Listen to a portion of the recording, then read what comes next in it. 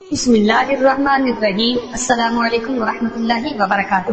اللہ تبارک و تعالیٰ کے نام سے شروع جو بڑا مہربان نہایت رحم فرمانے والا ہے۔ محترم ناظرین، حضرت ابراہیم علیہ السلام پر اللہ تبارک و تعالیٰ کی طرف سے مختلف امتحانات آتے رہے اور اللہ کے فضل و کرم سے وہ ان امتحانوں میں سرخرو ہوتے رہے۔ ان امتحانات میں سب سے پہلا یہ تھا کہ آپ کو نار نمرود میں پھینکا گیا اور اللہ تبارک و تعالیٰ نے اس آگ میں بھی آپ کو صبر و شکر کرنے کی توفیق عطا فرمائی۔ حضرت ابراہیم علیہ السلام پر جو دوسرا امتحان آیا وہ یہ تھا کہ آپ کو اپنے علاقے سے ہجرت کرنی پڑی۔ ہجرت کرنے کے بعد آپ نے اپنے رفت جگر اور اپنی زوجہ کو ایک سنسان مقام پر چھوڑ دیا جہاں نہ کوئی آباد تھا نہ کوئی مکین تھا، لیکن اللہ تبارک و تعالیٰ کے اس فیصلے پر صبر و شکر بجا لاتے ہوئے احکام کی پیروی کی۔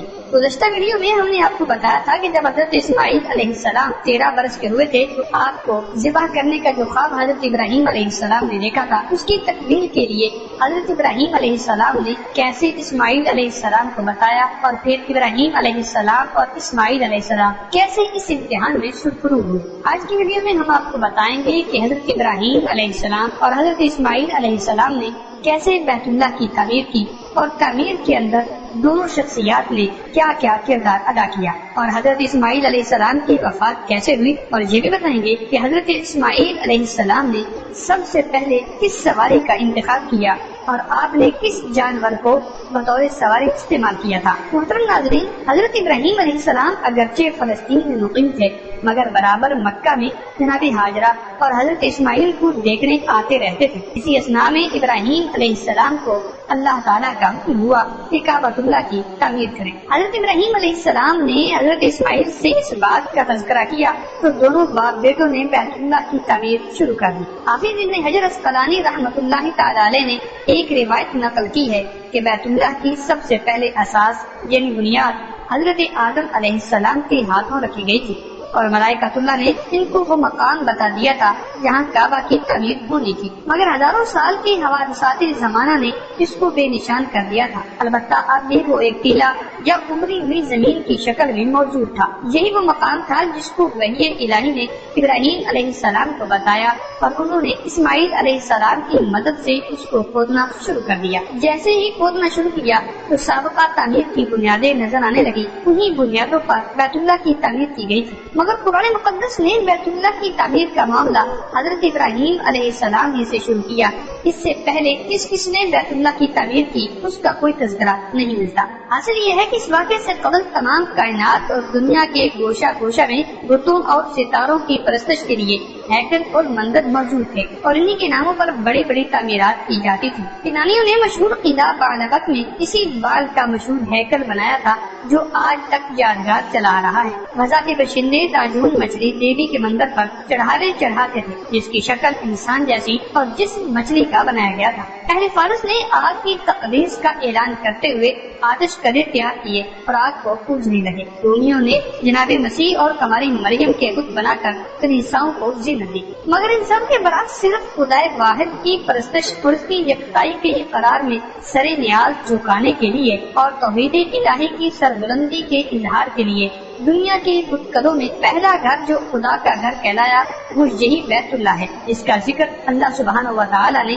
قرآن مجید میں اس طرح ارشاد فرمایا ہے۔ بے شک سب سے پہلے وہ گھر جو لوگوں کے لیے بنایا گیا البتہ وہی ہے جو مکہ میں ہے، وہ سر تاپا برکت ہے اور جہاں والوں کے لیے ہدایت کا سر چشمہ ہے۔ اسی تعمیر کو یہ شرف حاصل ہے کہ ابراہیم علیہ السلام جیسا جلیل القدر پیغمبر اس کا مامات اور اسماعیل علیہ السلام جیسا نبی اور ذبیح اس کا مزدور باپ بیٹا برابر اس کے تعمیر میں مصروف رہے، اور جب اس کی دیواریں اوپر اٹھتی ہیں اور بزرگ باپ کا ہاتھ اوپر تعمیر سے معذور ہو جاتا ہے تو قدرت کی ہدایت کے مطابق ایک پتھر کو استعمال کیا جاتا ہے جس کو حضرت اسماعیل علیہ السلام اپنے ہاتھ سے سہارا دیتے ہیں اور ابراہیم علیہ السلام اس پر چڑھ کر تعمیر کرتے جاتے ہیں۔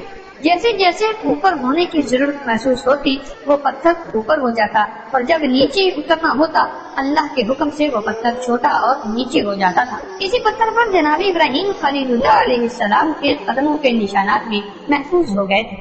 اب جو کہ رہتی دنیا تک حرم کعبہ میں اس کی حجاج کرام زیارت کا شرف حاصل کرتے ہیں اور اس مقام پر نوافل ادا کرتے ہیں۔ یہی وہ یادگار ہے جو آج مقام ابراہیم کے نام سے موسوم ہے۔ محترم ناظرین، جب تعمیر اس حد پر پہنچی جہاں آج حجر اسود نصب ہے تو جبرائیل علیہ السلام نے ان کی رہنمائی کی اور حجر اسود کو ان کے سامنے ایک پہاڑی سے محفوظ نکال کر دیا، جس کو جنت کا لایا ہوا پتھر بھی کہا جاتا ہے، تاکہ وہ نصب کر دیا جائے۔ جب ابراہیم علیہ السلام خانہ کعبہ کی بنیاد چن رہے تھے اور اسماعیل علیہ السلام بھی ان کے ساتھ شریک تھے تو یہ بظاہر ہاتھوں سے پتھر ہی چن رہے تھے، لیکن زبان اور دل سے یہ دعا بھی کر رہے تھے، اے پروردگار، ہم تیری دو عاجز بندے تیرے مقدس نام پر اس گھر کی بنیاد رکھ رہے ہیں، ہمارا یہ عمل تیرے حضور قبول ہو، بلا شبہ تو ہی ہے جو دعاؤں کو سننے والا اور جاننے والا ہے۔ ناظرین گرامی، جب بیت اللہ تعمیر ہو گیا تو اللہ تعالیٰ نے ابراہیم علیہ السلام کو بتایا کہ یہ ملت ابراہیمی کے لیے قبلہ اور ہمارے سامنے جھکنے کا نشان ہے،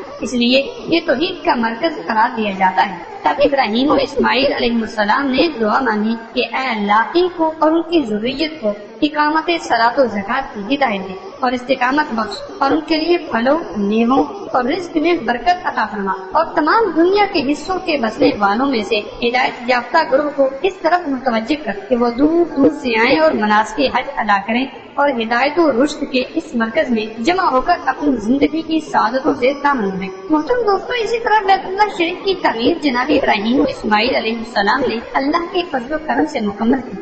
آپ کے علم ہوگا کہ اوائل اسلام میں بیت اللہ مسلمانوں کا قبلہ نہیں تھا، بلکہ قبلہ اول بیت المقدس تھا، لیکن حضور نبی اکرم صلی اللہ تعالی علیہ وسلم کی بعثت کے بعد حضور علیہ الصلوۃ والسلام کی منشا اور چاہت کی وجہ سے قبلہ اول یعنی بیت المقدس سے ہٹا کر مسلمانوں کو حقیقی اور دائمی قبلہ کی طرف منہ کر کے نماز پڑھنے کا حکم ارشاد فرمایا گیا۔ محترم دوستوں، تعمیر مکمل ہونے کے بعد جناب ابراہیم علیہ السلام نے خانہ کعبہ کی صفائی، امامت اور آنے والے زائرین کی خدمت سمیت تمام کام جناب اسماعیل علیہ السلام کے سپرد فرمائے اور ان کو نصیحت و ہدایات دیتے ہوئے بیت اللہ شریف کا متولی مقرر فرمایا۔ پھر آپ خود واپس ملک شام چلے گئے۔ دوستو، حضرت اسماعیل علیہ السلام کی دوسری اہلیہ سیدہ بنت مدار سے آپ کے 12 بیٹے پیدا ہوئے، سب کے سب اپنی قوم کے سردار بنے اور ہر ایک نے بستیاں آباد کی۔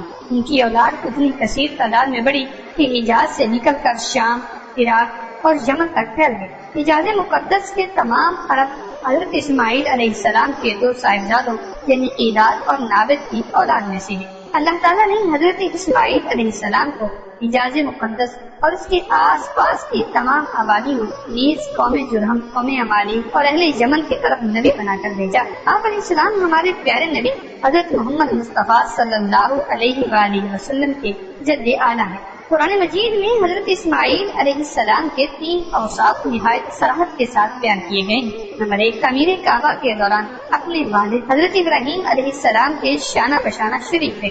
نمبر 2، آپ وعدے کے بڑے پکے اور سچے تھے۔ نمبر 3، آپ لوگوں کو نماز اور زکوٰۃ کا حکم دیتے تھے تاکہ وہ اللہ کے عذاب سے بچ جائیں۔ محترم ناظرین، مورخین نے لکھا ہے کہ دنیا میں جو شخص سب سے پہلے گھوڑے پر سوار ہوا وہ حضرت اسماعیل علیہ السلام تھے۔ اس سے پہلے گھوڑا وحشی جانور تھا، حضرت اسماعیل علیہ السلام نے اسے سدھایا اور مانوس کیا، پھر اس پر سواری کی۔ حضرت عبداللہ ابن عمر سے مروی ہے کہ رسول اکرم صلی اللہ علیہ وسلم نے فرمایا، گھوڑوں کو اپناؤ اور ان پر سواری کرو، بے شک یہ تمہارے باپ حضرت اسماعیل علیہ السلام کی میراث ہے۔ حضرت اسماعیل علیہ السلام نے 137 سال کی عمر میں وفات پائی۔ آپ علیہ السلام کو کعبہ اللہ کے سر میں میزاب رحمت اور حجر اسود کے درمیان اپنی والدہ کے پہلو میں سپرد خاک کیا گیا۔